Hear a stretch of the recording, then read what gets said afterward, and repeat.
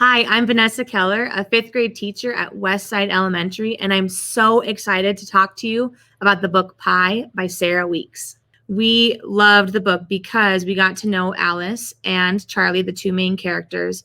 And Alice is dealing with life's ups and downs. She has lost her favorite person in the whole entire world, Aunt Polly, who died unexpectedly. Alice and her friend Charlie are trying to figure out, first of all, why did Aunt Polly leave her secret pie recipe to her fat cat? And second of all, why is Aunt Polly's pie store broken into and what's missing and who is after Aunt Polly's pie recipe? One great thing about this book is it leads into so many activities that you could do. Probably the best discussion of all was the talk about Aunt Polly being that pivotal person in Alice's life. And we had excellent discussions on who is your person. And you would not believe the amount of kids that just bought into that. We had tears, we had laughter, we had people excited that are non-writers that could not wait to write a letter to their person. And that probably was the best takeaway from this book. Some of those extension activities really tie into our standards. We had a really great discussion about Aunt Polly and her characteristics. She decides to make pies for her passion and not for profit. Even though she could be a millionaire, she decides to keep her pie crust recipe to herself. And so having that discussion of what are her characteristics? What does that say about her as a person? In the book, there are actual pie recipes. And a lot of the things that we did with those is we compared and contrasted with the text structure.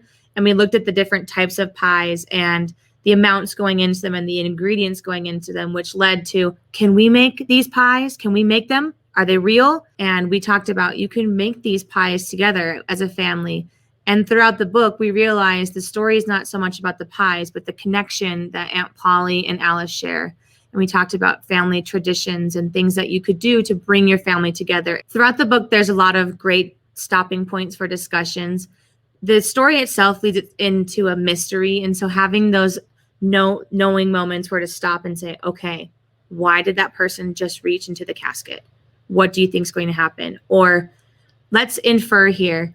We know that Lardo is a really fat cat. Could Lardo actually jump out of the window? And those discussions, the kids buy into. They are like little investigators and they cannot wait to try and solve the mystery.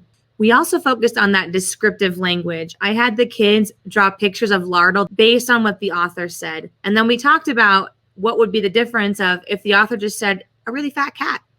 And so using those descriptive language and figurative language, it creates a bigger picture for kids to understand. My students were so excited about these characters that they could connect to. They loved the mystery that they could not figure out. And they really loved Lardo, that fat cat.